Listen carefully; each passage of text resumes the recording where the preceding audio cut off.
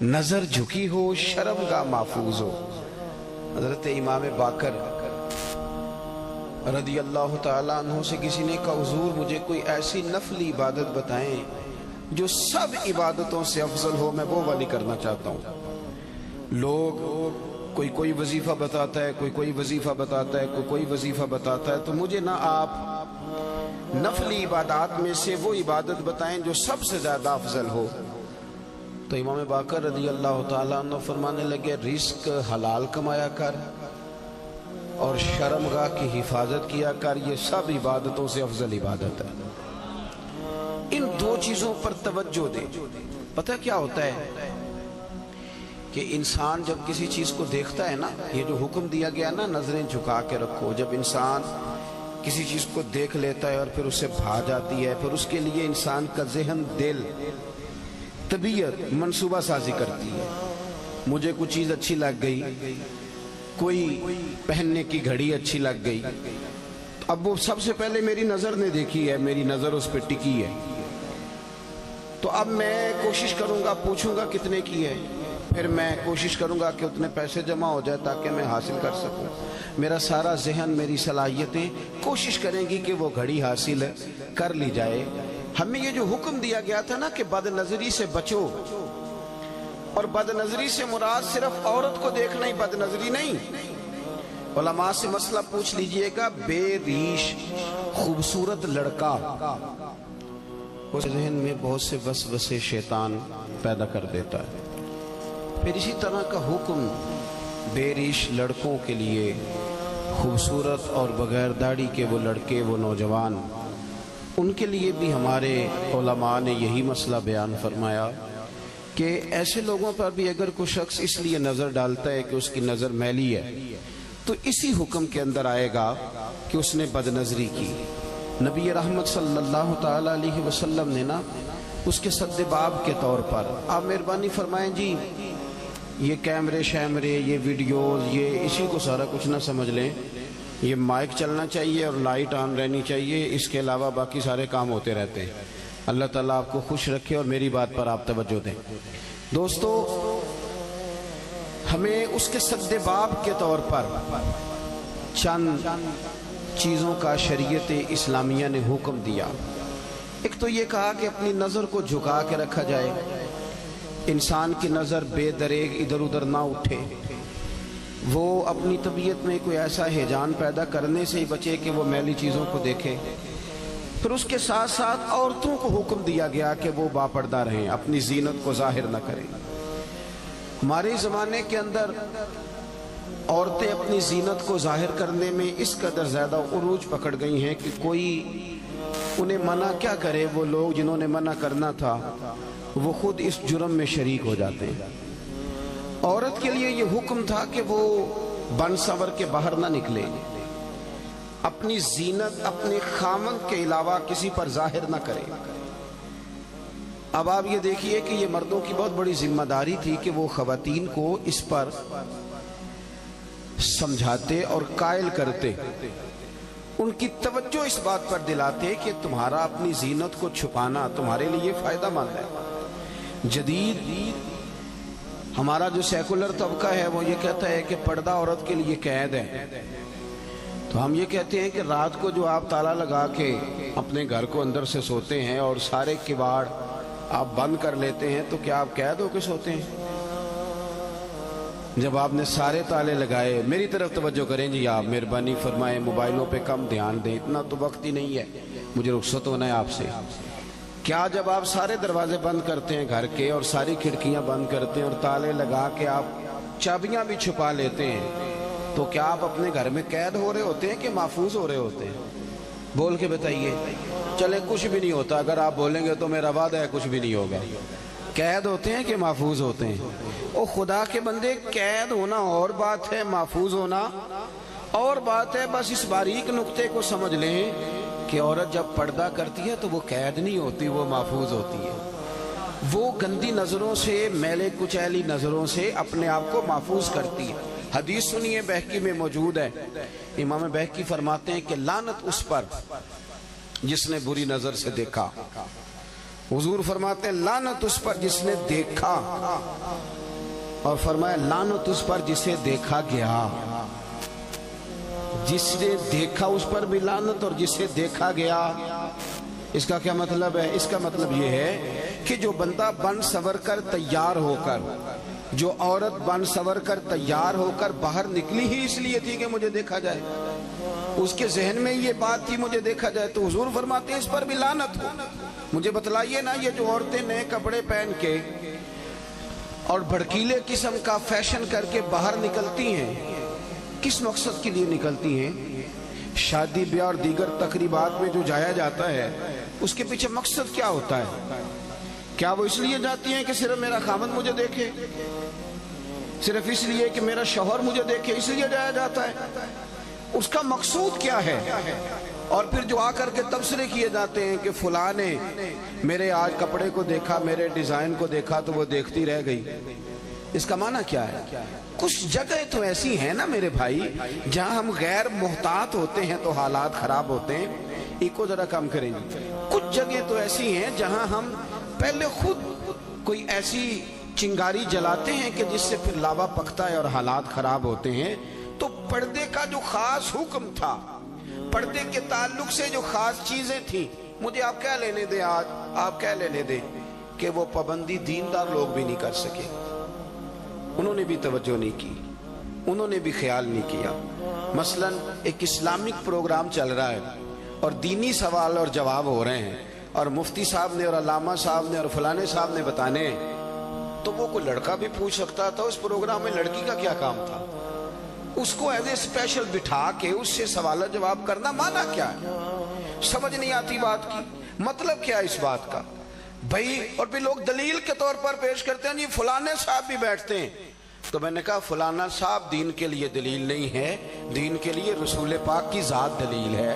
नबी करीम सल्लल्लाहु ताला अलैहि वसल्लम ने जहाँ हद फासिल कायम कर दी है, वहां उस हद को कोई भी तोड़े, वो मैं भी तोड़ूं तो गलत हूं, कोई भी तोड़े।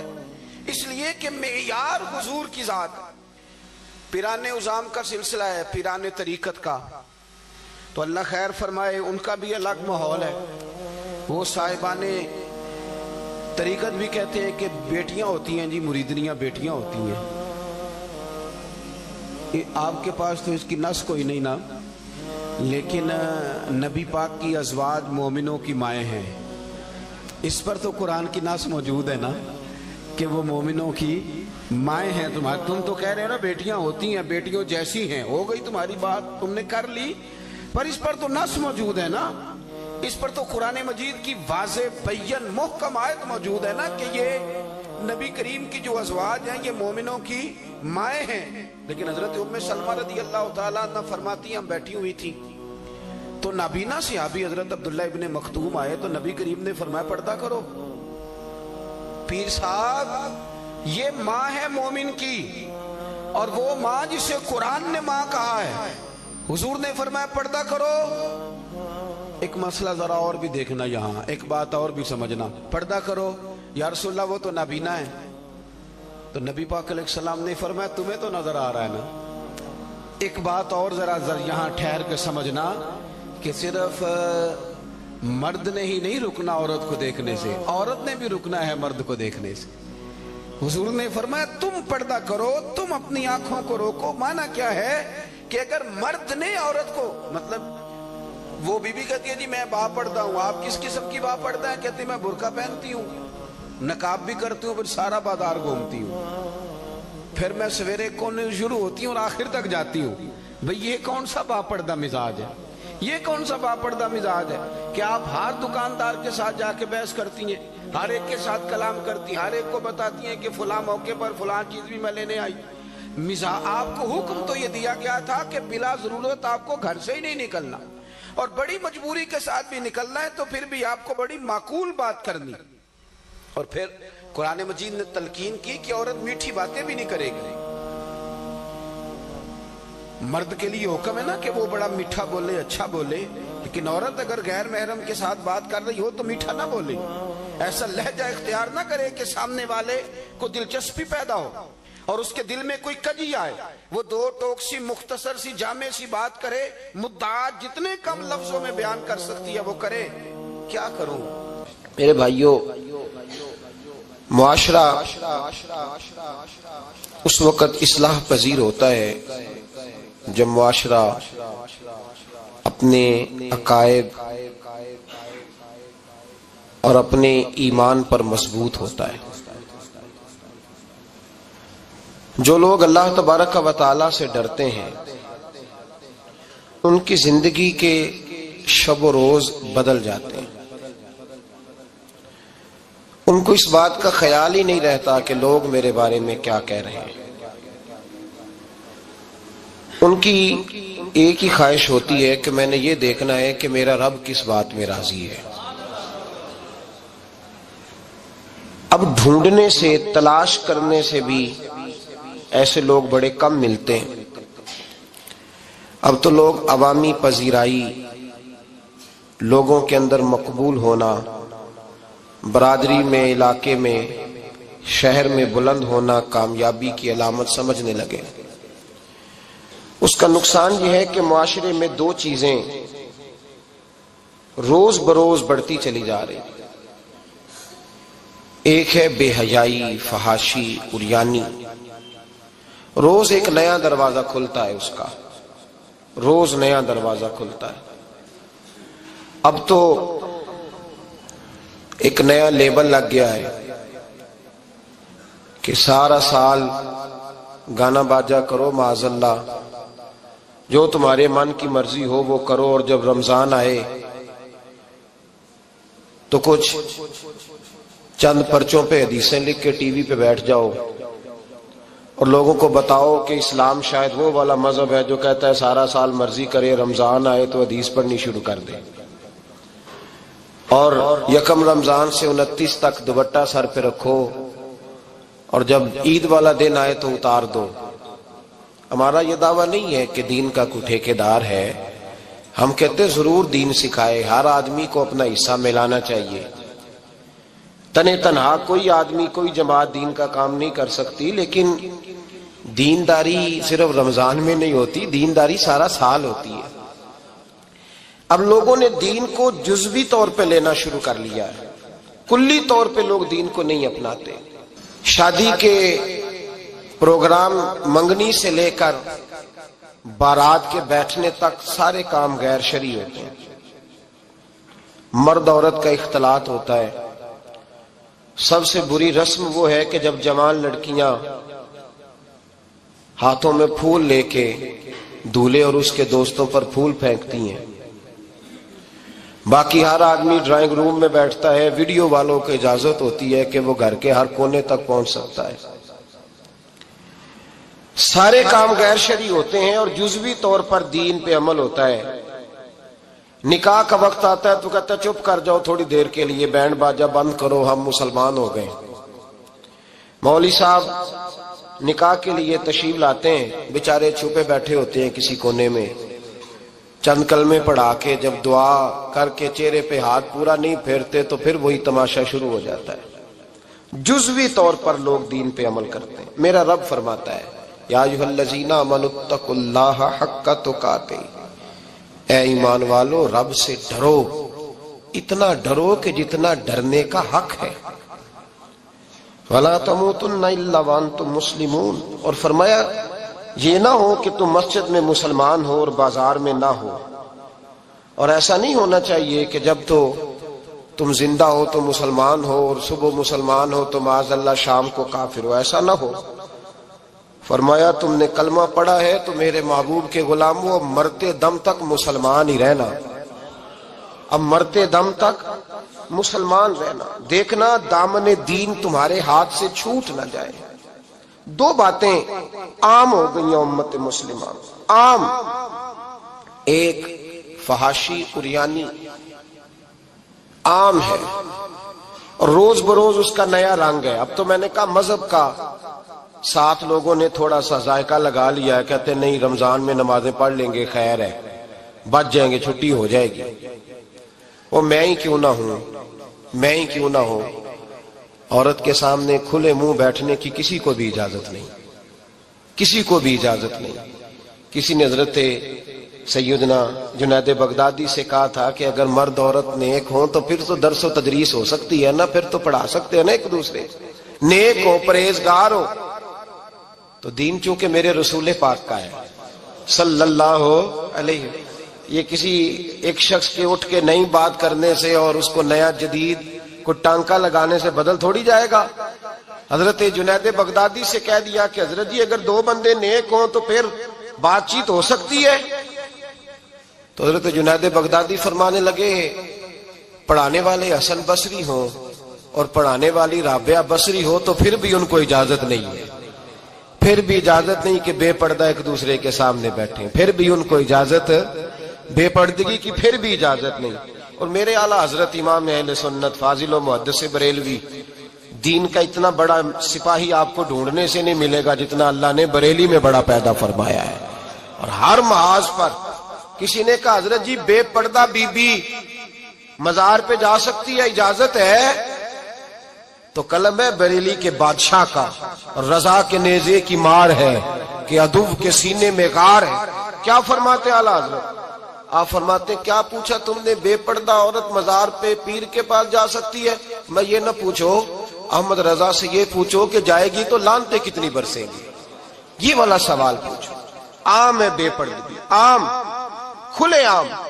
اور میرے بھائی لوگ کہتے ہیں جدید ہونا چاہیے, یاد رکھو اسلام فقط گناہ سے منع نہیں کرتا, اسلام وہ دروازہ ہی بند کرتا ہے جس رستے سے گناہ ہو سکتا ہے, وہ دروازہ ہی بند ہے.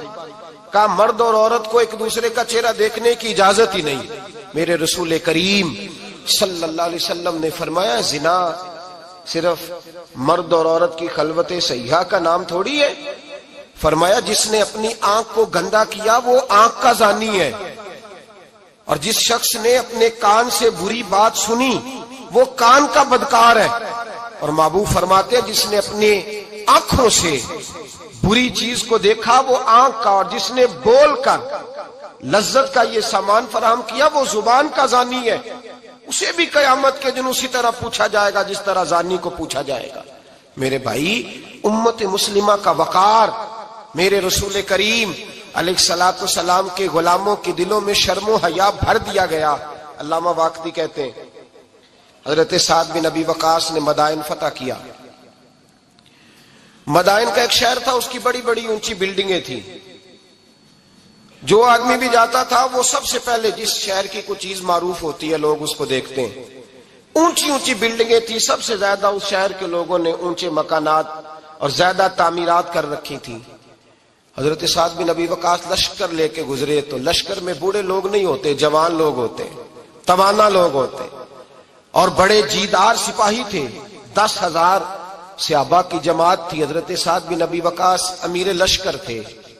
اب عیسائیوں نے ایک چال چلی, انہوں نے کہا مسلمان جب بازار سے گزریں گے لڑائی تو ہم ان کے ساتھ لڑ نہیں سکے, ہم وہ والا طریقہ اختیار کرتے ہیں کہ مسلمان قابو میں آ جائیں گے. ہم عورت کو بطور تیر کے استعمال کرتے ہیں, ہم اس کو بطور جال کے پھینکتے ہیں. کیا کیا؟ عورتوں کے ہاتھوں میں پھول دیے, پلیٹیں پکڑائیں, بلڈنگوں کی چھتوں پہ کھڑا کر دیا. فرمایا تم ان پر پھول پھینکنا, اگر 2-4 سپاہی بھی ہم اپنے قابو میں کرنے میں کامیاب ہو گئے تو دراڑ تو پڑ گئی نا, تم ان پر پھول پھینکنا. یہ دیکھیں رسم چلی کہاں سے, ہم نے اپنا لی ہے, چلی کہاں سے اور ہم نے اس کو اخذ کر لیا, رواج بن گیا. حضرت سعد بن ابی وقاص رضی اللہ تعالیٰ عنہ جب اس بازار سے گزرے تو آگے آگے امیر لشکر کا گھوڑا تھا, پیچھے 10,000 صحابہ گھوڑوں پہ بیٹھے. حضرت سعد بن ابی وقاص سے نظر اٹھا کے دیکھا تو عورتیں تو کھڑی ہیں, پھول لیے. کفر کی چال کو سمجھ گئے کہ یہ بے حیائی کا جال پھینک کے ملت کے جوانوں کے دلوں سے غیرت ایمانی چھیننا چاہتے ہیں, یہ مسلمانوں کے دلوں سے تقوی کی روشنی چھیننا چاہتے ہیں, یہ قرآن پاک کا سرور اور عبادت کا نور چھیننا چاہتے ہیں, یہ بے حیائی کا کلک لگا کے ان کے دلوں سے رسول اللہ کا درود چھیننا چاہتے ہیں, یہ محبت رسول کے سوتے خشک کرنا چاہتے ہیں. جب دیکھا تو فوری طور پہ گھوڑے پہ چڑھے اور جناب سعد نے قرآن پڑھنا شروع کر دیا. وَقُلْ لِلْمُؤْمِنِينَ يَغُضُّوا مِنْ أَبْصَارِهِمْ, کہا مومنو، تمہارے رب نے تمہارے نبی کی زبان سے تمہیں حکم دیا ہے کہ تم نے نظریں نیچی رکھنی ہے۔ جب حضرت سعد بن نبی وقاص نے آیت پڑھی تو صحابہ کہتے ہیں ہمیں یوں لگا کہ جیسے ابھی آیت نازل ہو رہی ہے اور سیدھی دلوں سے ٹکرا رہی ہے۔ 10,000 کا لشکر گزر گیا، عورتیں پھول پھینکتی رہیں، لیکن کسی ایک صحابی نے بھی نظر اٹھا کے نہیں دیکھا۔ جب لشکر گزرا تو ان بیبیوں نے پلیٹیں پھینکی اور کہنے لگی عیسائیوں تم کتنے نالائق اور کس قدر بڑے تم بد تہذیب ہو کہ اپنی عورتیں استعمال کرتے ہو لوگوں کو قابو کرنے کے لیے، کس قدر تم زیادہ غیرت سے گرے ہوئے ہو۔ اور یہ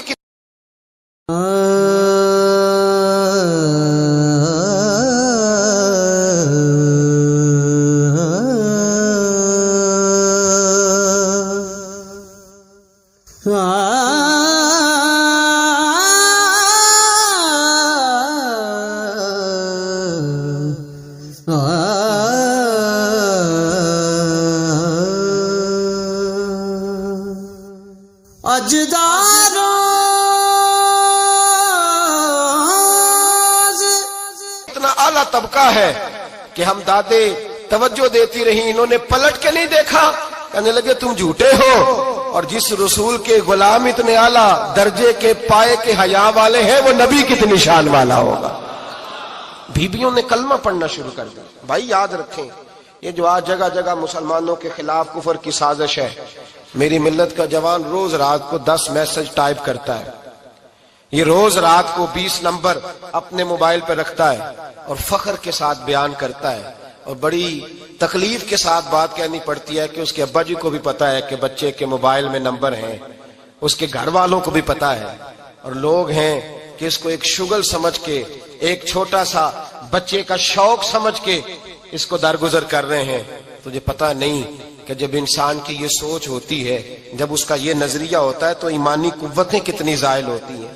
جب نوجوان کی نظر کے اندر عیب پیدا ہوتا ہے تو پھر اس سے نماز کی لذت جاتی رہتی ہے، قرآن پاک کا ذائقہ جاتا رہتا ہے، درود پاک کا ذائقہ جاتا رہتا ہے۔ اٹھائیے مسند امام احمد بن حنبل، میرے رسول کریم صلی اللہ علیہ وسلم کی بارگاہ میں صحابی نے آ کے عرض کی، یا رسول اللہ میں بڑی اچھے طریقے سے وضو کرتا ہوں، ٹائم نکال کے مسجد آتا ہوں، حضور میں پابندی سے پڑھنے کی کوشش کرتا ہوں، لیکن اے معصوم آمنہ، یا رسول اللہ میرا نماز میں دل نہیں لگتا، حضور میری طبیعت نہیں جمتی، میرا دوڑ جانے کو دل کرتا ہے، کوئی نسخہ بتلائیے۔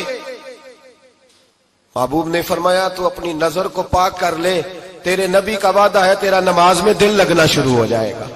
اپنی نظر میں پاکیزگی پیدا کر۔ محمد بن قاسم آئے، اگر یہ بات آپ کی سمجھ میں آ گئی تو حد ہو گئی۔ محمد بن قاسم جب یہاں آئے نا ہندوستان میں تو عجیب واقعہ لکھا ہے ان کے حالات میں۔ یہاں آئے تو نیا علاقہ تھا، ہندوستان کی سڑکوں سے چوکوں سے واقف نہیں تھے۔ جب تشریف لائے، راجہ دہر ان کے مقابلے میں تھا، جنگ کرنی تھی، لشکر لائے تو خود بھی ابھی 17 سال یا 19 سال کے جوان تھے، اور ساتھ بھی لشکر جوانوں کا تھا۔ ایک بزرگ تھے قافلے میں، بزرگ کہتے ہیں میری محمد بن قاسم سے ملاقات ہوئی تو میں نے اس شخص کے چہرے پر پریشانی دیکھی، شدید تکلیف میں دیکھا، تو میں نے کہا جرنیل مسلمانوں کے تو کس پریشانی میں ہے؟ تو محمد بن قاسم کہنے لگے پریشانی یہ ہے کہ ہم عربی ہیں، یہ عجم کا علاقہ ہے، ہم تو رستوں سے بھی واقف نہیں۔ راجہ دہر سنا ہے بڑی فوج ہے، بڑی طاقت ہے، بہت پرانا یہاں کا رہنے والا ہے، چھوٹے چھوٹے مورچوں کا پتہ ہے، رستوں کا پتہ ہے، کیسے جنگ ہوگی؟ میں پریشان ہوں کہ مقابلہ کیسے ہوگا؟ وہ بزرگ کہتے ہیں میں نے بھی دعا کی، تسلی دی، میں نے کہا اللہ تیری مدد کرے گا۔ میں گزر گیا، 3-4 دن کے بعد ملاقات ہوئی تو میں نے محمد بن قاسم کے چہرے پر بڑی روشنی دیکھی، ہنستے اور مسکراتے دیکھا، توانائی دیکھی، وقار دیکھا، اطمینان اور سکون دیکھا۔ میں نے کہا خیریت تو ہے، پرسوں ترسوں تو بڑے پریشان تھے، آج کیا ہوا؟ اگر یہ بات سمجھ میں آ گئی میری ملت کے جوان کے، اگر یہ بات سمجھ میں آ گئی تو شاید اسے ڈھب اور سلیقہ آ جائے جینے کا، شاید یہ سمجھ جائے کہ میری توانائی کا راز کہاں ہے۔ کہنے لگے بھائی پرسوں ترسوں بڑے پریشان تھے، آج کیا ہوا؟ جواب دیا کہ تاریخ بنا دی، اس 17 سال کے جوان نے تاریخ بنا دی۔ کہنے لگا میں بے فکر ہو گیا ہوں، راجہ دہر میرا مقابلہ نہیں کر سکتا، وہ 2 دن نہیں کھڑا ہو سکتا میرے سامنے۔ کہ وجہ کیا ہے؟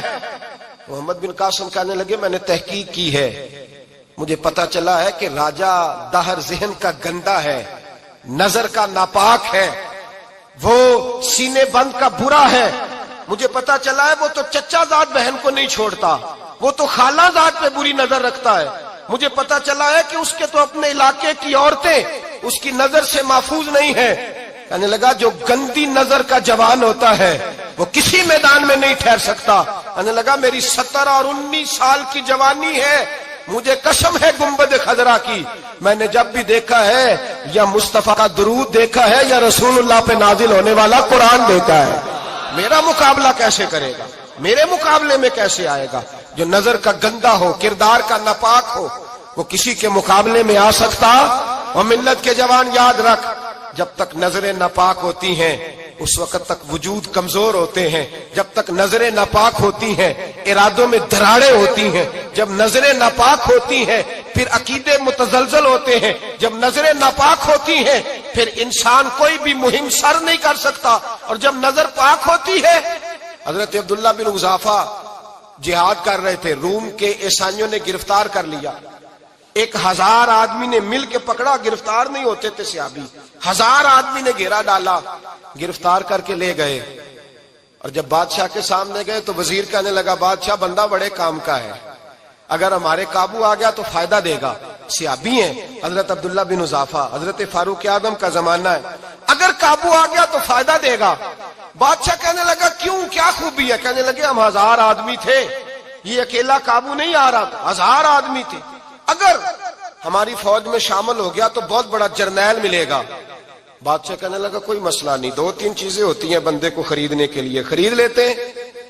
بادشاہ کہنے لگا عبداللہ جتنی دولت تجھے چاہیے میں تجھے دے دیتا ہوں، میرے لشکر میں آ جا، معاذ اللہ اسلام چھوڑ دے۔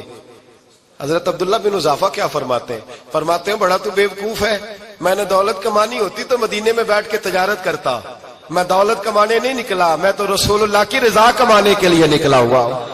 دولت کمانی ہوتی تو کسی مارکیٹ میں ہوتا، میدان میں آنا تھا، شہادت ہے مطلوب مقصود مومن، نہ مال غنیمت نہ کشور کشائی، یہ دولت تو لونڈی ہے رسول اللہ کے دروازے کی، یہ تو پیچھے پیچھے پھرتی ہے نبی پاک کے غلاموں، یہ کمانی ہوتی تو میں کسی مارکیٹ میں ہوتا، میدان میں تھوڑا ہوتا۔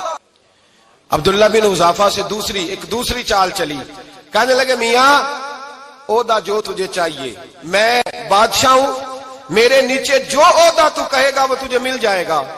حضرت عبداللہ بن حذافہ کہنے لگے شاید تجھے پتا نہیں میری تعریف کیا ہے، شاید تو جانتا نہیں میری تعریف کیا ہے۔ کہا صاحب کی کیا تعریف ہے؟ کہنے لگے میں رسول اللہ کا صحابی ہوں، اور کائنات میں سب سے بڑا عہدہ مصطفیٰ کے صحابی ہونے کا عہدہ ہے۔ صحابہ وہ صحابہ تھے جن کی ہر صبح عید ہوتی تھی، خدا کا قرب حاصل تھا، نبی کی دید ہوتی تھی۔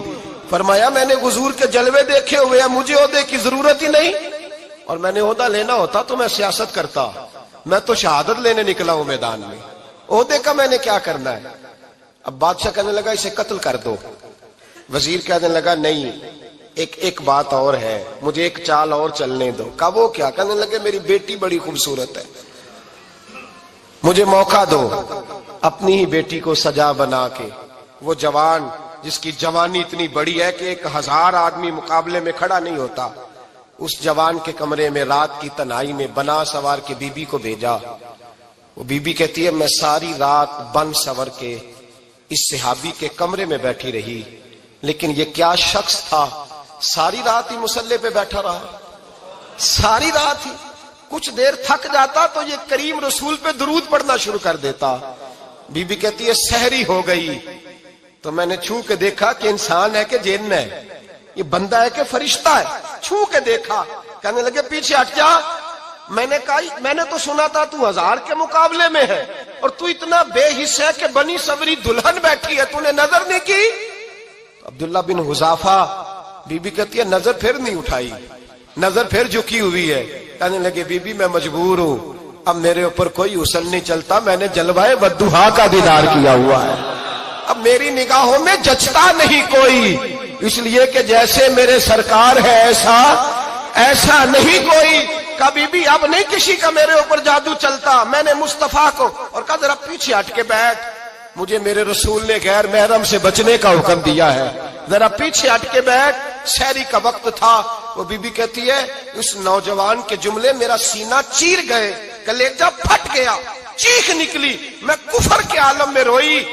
میں نے کہا مجھے بتا تو صحیح, آخر یہ جذبہ کہاں سے ملتا ہے؟ آخر یہ روشنی تو میں نے دیکھی نہیں, کہاں سے آتی ہے؟ ایک میرا باپ ہے جو بنا سور کے مجھے تیرے کمرے میں چھوڑ گیا, بتلا یہ کہاں سے کیف آتے ہیں؟ عبداللہ بن حذافہ کہنے لگے اگر کیف لینا ہے تو بھی میرے مصطفیٰ کا کلمہ پڑھ جا, آجا دروازہ رسول پہ جھک جا, مل جائے گا. سویرے دروازے پہ باپ آیا بیٹی سے رزلٹ لینے, دروازہ کھولا تو بیٹی نقاب پہنے باہر آئی. باپ کہنے لگا کیا بنا؟ کہنے لگی پیچھے ہٹ جا, تو غیر محرم ہے, کافر ہے, میں مسلمان ہوں. اس نے کہا کیا ہوا؟ کہنے لگی تیرے جیسے کو باپ کہوں, تیرے جیسے کو جو مجھے استعمال کر رہا تھا. میں تجھے باپ نہیں مانتی, میں اب رسول والی ہو گئی ہوں, میں حضرت فاطمہ کی کنیزہ ہو گئی ہوں, میں اب نبی کریم کی خادمہ ہوں, خبردار میرے قریب نہ آنا. یہ دعو بھی ناکام ہوا. اب حضرت عبداللہ بن حذافہ کے سامنے موت کھڑی کی, ایک کڑا میں تیل گرم کیا, کہنے لگے تجھے اس میں جلایا جائے گا.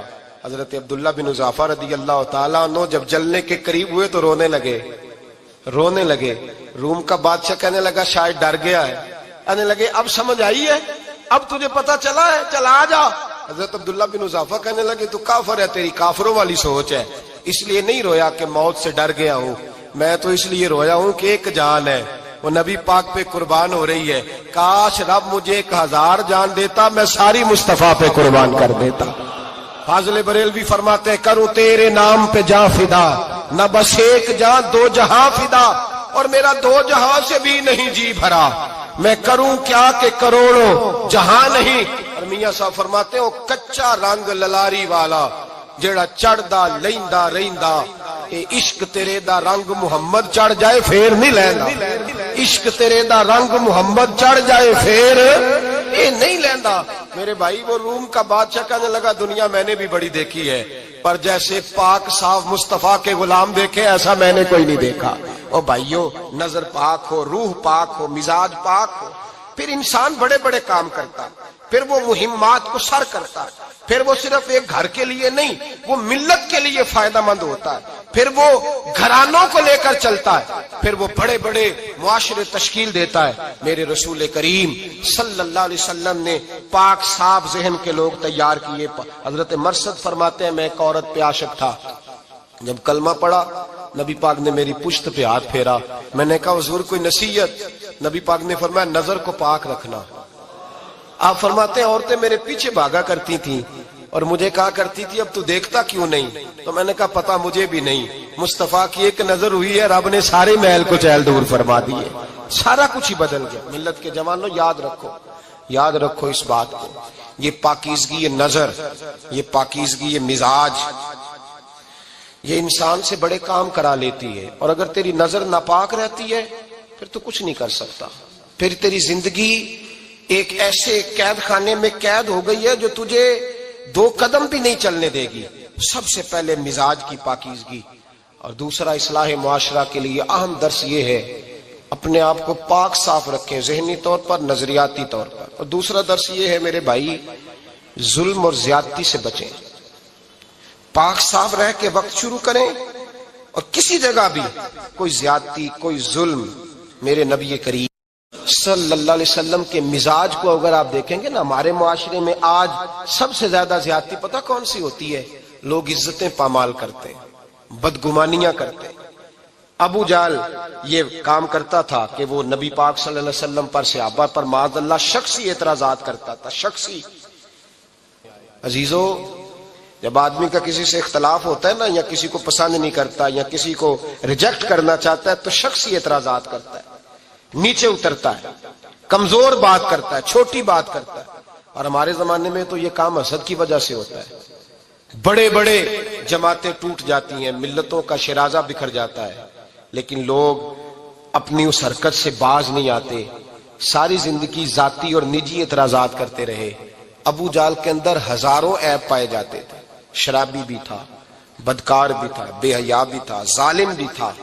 میرے نبی پاک صلی اللہ علیہ وسلم نے اسے دین کا پیغام دیا ہے, لیکن تاریخ کی کسی کتاب میں آپ کو یہ نہیں ملے گا کہ حضور نے کبھی اس کی شخصیت پر اعتراض کیا ہو.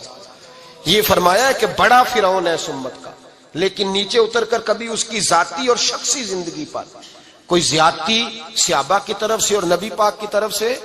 بہت بڑی بات سمجھا رہا ہوں، اگر آپ کی سمجھ میں آئے تو. ہم ذاتیات پر اترتے ہیں، ذات پر اتر کر زیادتی کرتے ہیں، ذات پر. ہمارا اب ظلم نجی سطح سے شروع ہو رہا ہے اور پوری ملت کو لپیٹ میں لے رہا ہے. پوری ملت کو چھوٹی چھوٹی زیادتی ہیں جو پورے معاشرے کو اپنی لپیٹ میں لیتی ہیں. میرے نبی کریم علیہ السلام نے جو دین ہمیں دیا ہے وہ خیر خواہی کا مذہب ہے، وہ بھلا کرنے کا مذہب ہے، وہ کام آنے کا مذہب ہے، وہ ظلم سے بچنے کا مذہب ہے. میرے نبی پاک نے فرمایا ظلم سے بچ جانا.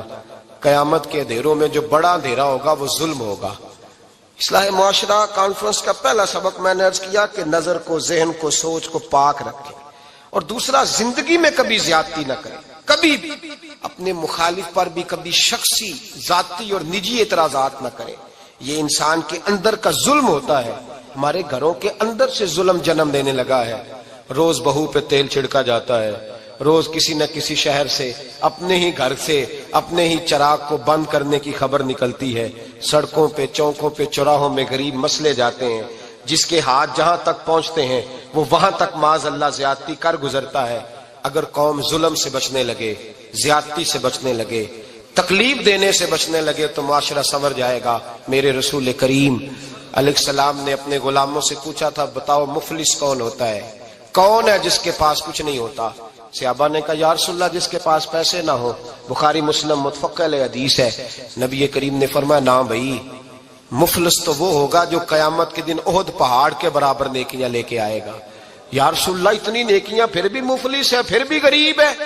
تو نبی پاک نے فرمایا نیکیاں پہاڑ کے برابر ہیں پر اس نے چغلیاں بڑی کی ہیں، غیبتیں بڑی کی ہیں، مذاق بڑے اڑائے، اس نے لوگوں پر پھبتیاں بڑی کسی ہیں، تان و تشنی بڑے کیے، ظلم بڑے کیے، گالی بڑی دی، لوگوں کے بارے میں بری باتیں کی. اب رب کریم نے وہ ساری نیکیاں لوگوں میں بانٹ دی. یہ مفلس ہو گیا، غریب ہو گیا. زیادتی نہیں کریں، ظلم نہ کریں.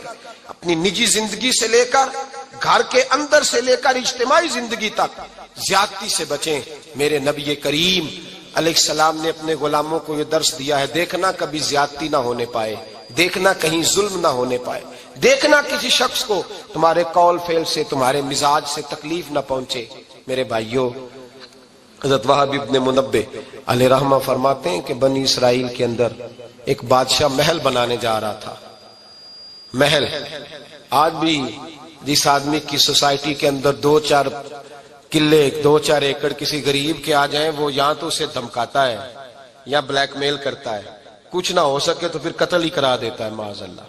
اور یہ خبریں عام ہمیں سننے، پڑھنے اور دیکھنے کو ملتی ہیں. بادشاہ محل بنانے جا رہا تھا. ایک غریب بی بی رہتی تھی، اس کی جھونپڑی بادشاہ کے محل کے نقشے میں آتی تھی. بادشاہ نے کہا بی بی منہ مانگی قیمت لے لو، خالی کر دو یہ مکان. بزرگوں کو اپنے جھونپڑیوں سے بڑی دلچسپی ہوتی ہے. بچے سوسائٹیوں میں چلے جاتے ہیں، ابا جی کہتے ہیں مجھے گاؤں میں رہنے دو، میرا یہی دل لگتا ہے، مجھے اس گھر سے دلچسپی ہو گئی. اماں کہنے لگی بادشاہ میں یہاں بیاہ کے آئی تھی، خامد انتقال کر گیا، اولاد اللہ نے دی نہیں، میں پکا ہوا پھال ہوں، گر جاؤں گی تو تیرا ہی ہے، لیکن مجھے اس آشیانے میں رہنے دے. یہ گھونسلہ میں نے تنکا کر کے بنایا ہے، مجھے رہنے دے، نہ مجھے نکال. کہنے لگا میرا نقشہ خراب ہوتا ہے. بی بی سارا دن مکان میں بیٹھی رہتی کہ میری جھونپڑی ٹوٹ نہ جائے. ظالم کی نظر میں آ گئی ہے کہیں میرا یہ آرزوؤں کا محل چکنا چور نہ ہو جائے. سارا دن ڈیوٹی کرتی.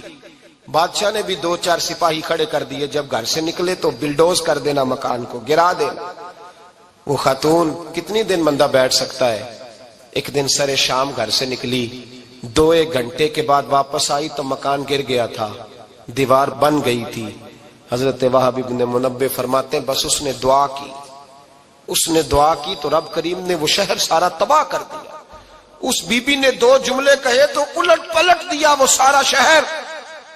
میرے نبی کریم علیہ السلام نے فرمایا جب مظلوم کے ہاتھ دعا کے لیے اٹھتے ہیں تو عرش کا مالک آسمان سے کہتا ہے کھول دے سارے دروازے، اس کے بیچ کوئی پردہ نہیں رہنا چاہیے، آنے دے. مظلوم ہے، اس پر ظلم ہوا ہے، ظلم ہوا ہے. لوگ کہتے ہیں میں بے چین رہتا ہوں صاحب، मौलाना साहब, पीर साहब, वो घर के एक कोने से चीखने की आवाज आती है, कोई दम मिल जाए, कोई तवीज हो जाए, कुछ ऐसा हो जाए कि बचत हो जाए, कोई ऐसी फूंक लग जाए कि आराम आ जाए।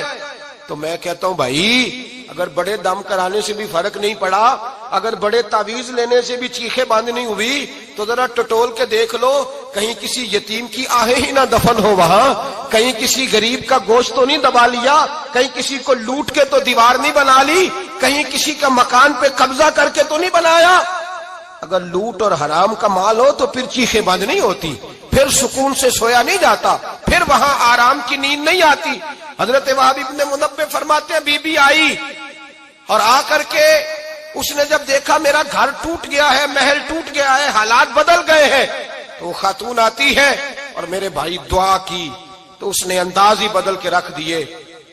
मकान से निकली तो मकान टूट गया, और फरमाते हैं वापस आई तो हाथ फैला के पता क्या कहती है, कहती ऐ अल्लाह, मैं तो मौजूद नहीं थी, बता तू कहां गया था। तू भी मौजूद नहीं था, मैं तो नहीं थी, पर तू कहां था। बस रब करीम ने